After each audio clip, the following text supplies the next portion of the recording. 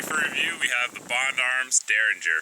You can see here this is the Texas Defender model, and what we're going to do a little shooting with it, talk about the pros and cons of it, whether or not it's an actual gun you would want to use for self-defense, and just tell you how it works, what I think of it overall. So that's what's coming up today, but I'll go ahead and put a few shots down range and get this review started. The gun comes with what is essentially a cross-bolt safety, so if you take a look here, you'll see the safety is engaged. To disengage it, you just push it over to the right, and you'll see there on the gun that there is the red stripe indicating that it is on fire.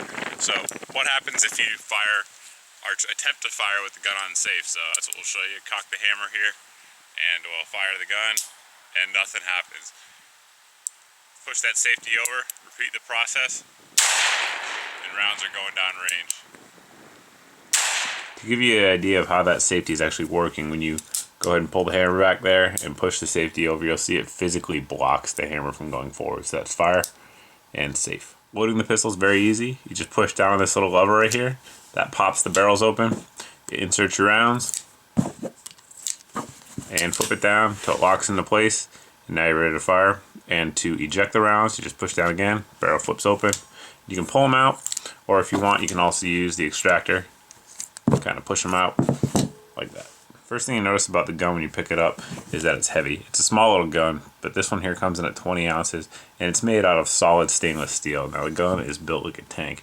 Everything about it is solid. Positive clicks, locks positively in place. The hammer locks back positively. The trigger has a nice, good let off. Now, while we're on the subject of the trigger, one thing to point out is the way the trigger actually pulls. It doesn't pull straight back, so a lot of times what you hear out there on the forums is that they have a stiff trigger, and it really doesn't. What's happening is most people are up here on the trigger like you normally would be, and are trying to pull straight back, which makes it heavy. If you just cock the hammer and you're ready to fire and you pull down on it, it's not that bad at all, because that is the way the hammer falls, by pulling down on it. The gun features fixed sights. Up here we have the blade front and the notch rear. Now one thing to point out here is when you're using these sights, these barrels fire at a different point of aim. So at 7 yards, the guns are going to be about 3 to 5 inches different depending on the ammo that you're using. First one that's going to fire out here is going to be the lower barrel, and in my experience, that's what the sights are best sighted in for. Top barrel does fire a little bit lower from that one. Most folks who are going to carry this gun for self-defense are going to keep it in a pocket roll, or maybe carry it as a backup gun to another gun. Now this Bodyguard 380 here is a gun that a lot of folks are going to use for the same role. Just to compare and contrast them, you can see the size difference. Bodyguard is a good bit thinner and also carries 6+1, but it's in 380, whereas this is going to give you the 45 long Colt or 410. And this one's lighter, but the frame is also going to be slightly longer. So just really depends what you prioritize there. I figure we'll do another size comparison for those of you guys that have never actually seen one of these or held it in your hand.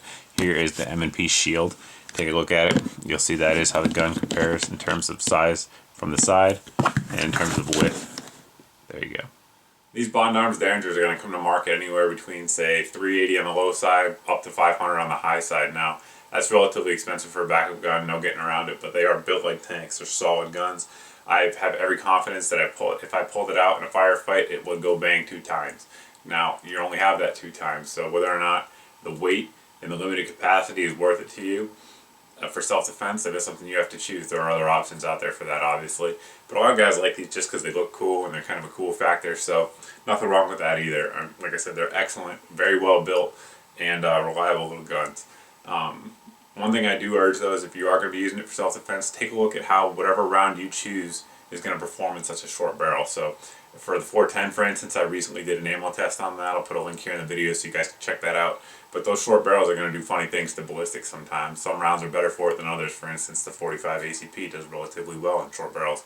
Other rounds don't do so well. There are 14 different combinations of the barrels you can get for these guns. They are all interchangeable. Barrels are going to come in generally around $140, give or take. For replacement barrels. So with this gun here, 45, 410, I can buy another barrel combination and get 9mm, let's say, or 38 special, or 357 mag, etc. So that's definitely one of a good advantage to them is the modularity. But all in all, good little guns, fun gun, always wanted one, always eyed them up. And if you guys have any questions about this review or anything else to talk about here on the channel, you can post below in the comments section. You can also post over at my Facebook page. But as always, guys, thanks for watching, and I hope to see you in the next video.